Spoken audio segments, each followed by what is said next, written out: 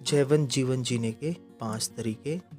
प्रेम, आनंद, शांति, धीरज और विश्वास। मसीह मेरे प्रिय भाई बहनों, आज हम सीखेंगे कि इन 5 तरीके से जब यीशु मसीह ने हमें ऑलरेडी पूरी तरीके से हमें जय दे दी है और हम जय के उत्सव में प्रतिदिन चलते हैं यीशु मसीह में, और हम यीशु मसीह में जयवंत से भी बढ़कर बनाया परमेश्वर ने हमें। न मृत्यु, न जीवन, न स्वर्गदूत, न प्रधानताएं, न वर्तमान, न भविष्य, न सामर्थ, न ऊंचाई, न गहराई, न कोई सृष्टि हमें परमेश्वर के प्रेम से और प्रभु मसीह यीशु से अलग नहीं कर सकती है।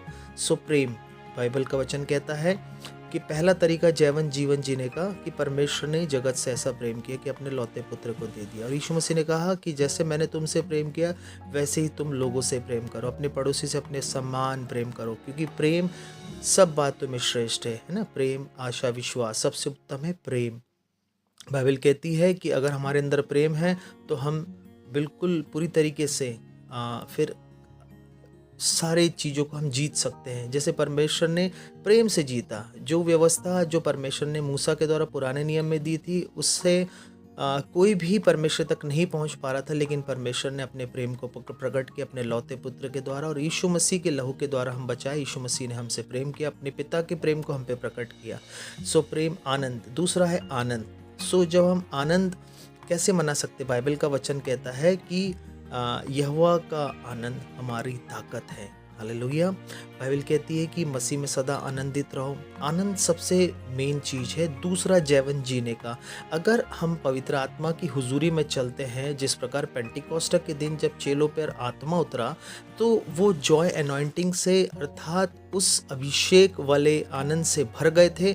जो लोग सोच रहे थे ये नशे में चूर है, पर वो नशे में चूर नहीं थे। आनंद शैतान का सबसे बड़ा हथियार है कि हमारे जीवन के अंदर अशांति लाके वो आनंद को चुरा ले, ताकि हम आनंद नहीं कर सके। लेकिन एक विश्वासी का जैवन जीवन का तरीका होता है आनंद। जब हमारे अंदर आनंद होता है तो हम बिल्कुल पूरी तरीके से शैतान को कुचलते हुए आगे बढ़ते हैं। इसलिए मसीह में आनंदित रहो, अपोस्टल पौलुस कहते हैं, और मैं तुमसे फिर कहता हूँ सदा आनंदित रहिए। आनंद कैसे आएगा? जब हम वचन को पढ़ेंगे, पवित्र आत्मा की परिपूर्णता में चलेंगे, तो हम आनंदित बढ़ेंगे। तो प्रेम, आनंद, शांति। दूसरा है शांति। परमेश्वर ने जगत से प्रेम तो किया, लेकिन यीशु मसीह ने कहा संसार में क्लेश होता, ढाढ़स बांधो, मैंने संसार को। तरह तरह के अशांति हमारे जीवन में शैतान के हथियार है लेकर आना।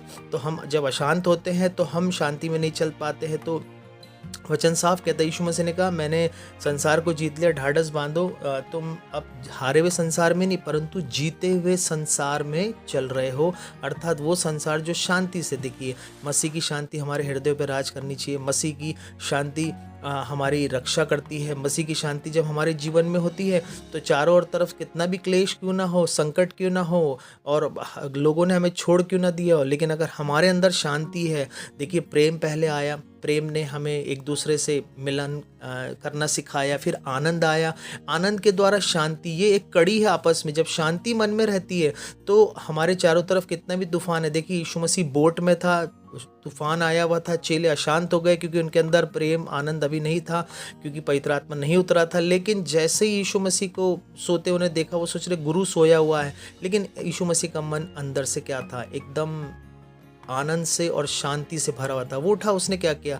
अशांत चीज़ों को डांटा। जब हमारे अंदर शांति होती तो हम बाहर की अशांतियों को डांट सकते, लेकिन हमारे अंदर ही शांति नहीं है। कर्जों के कारण से, पाप के कारण से, लड़ाई झगड़ों के कारण से, कोर्ट कचहरी के मैटर्स के कारण से, बहुत सारी समस्या होने के कारण से, उन बहनों को बच्चे नहीं हैं, चिड़चिड़ाहटपन, चिंताएँ, परेशानियाँ, टेंशन, वो सारी सब क्या है? शैतान का हथियार है। लेकिन जैसे ही हम पवित्र आत्मा से अनुग्रह मांगते हैं, जैसे हम प्रेम में चलते, आनंद आता है, शांति अपने आप आती है। तो प्रेम, आनंद, शांति। फिर धीरज। बाइबल का वचन कहता है कि जिसका मन, हमारा मन अगर प्रेम, आनंद, शांति से भरा, तो धीरज, जिसका मन तुझ में धीरज धरे हुए है, उसकी तू पूर्ण मन से शांति के साथ क्या कर सकता है? रक्षा करता है। तो जब हमारे अंदर धीरज होता है, बाइबल कहती है अय्यूब के धीरज को देखो, कैसे उसने धीरज से सब चीज़ों को सहा, और वो सारी चीज़ें जो उसने गवा दी थी, वो सारी चीज़ों को उसने क्या किया? धीरज से प्राप्त किया। धीरज परमेश्वर का हथियार है। सबसे बड़ा एक मसीह जीवन में, आज हमारे जीवन में नहीं धीरज होने के कारण से हम विचलित रहते हैं, दिक्कत और समस्याओं में रहते हैं। हम बहुत जल्दी गुस्से में आ जाते हैं, चिड़चिड़ा जाते हैं, परेशान हो जाते हैं, क्योंकि धीरज नहीं है। यीशु मसीह में धीरज था। जब यीशु मसीह हमारे अंदर आया तो धीरज आया, क्योंकि यीशु मसीह क्या है, शांति का राजकुमार है। वो रहता हमारे अंदर तो हमारे अंदर धीरज रहता है। जब हम बाइबल के वचन पढ़ते हैं तो धीरज में हम कैसे चलते हैं, तो परमेश्वर सारी चीज़ें आपके अंदर दे। और फिर विश्वास कैसे आता? विश्वास सुनने से आता।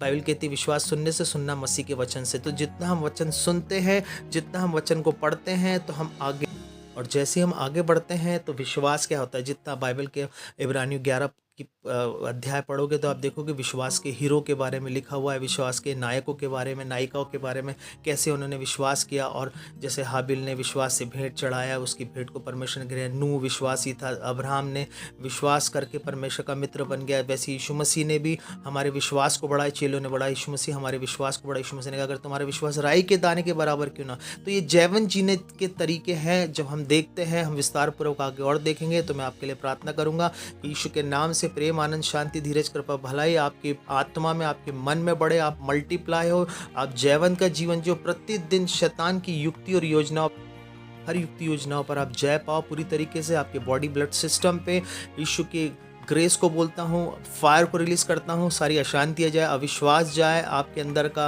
वो विचलितपन जाए, और पूरी तरीके से वो क्रोध जाए, कठोरता जाए मन के अंदर से, ताकि आपका विश्वास बढ़े, प्रेम बढ़े, आनंद आए आपके अंदर, और आप पवित्र आत्मा की हुजूरी बढ़ सको। यीशु मसीह आपको आशीष दे इन 5 हथियारों में जो यीशु मसीह के बढ़ने में।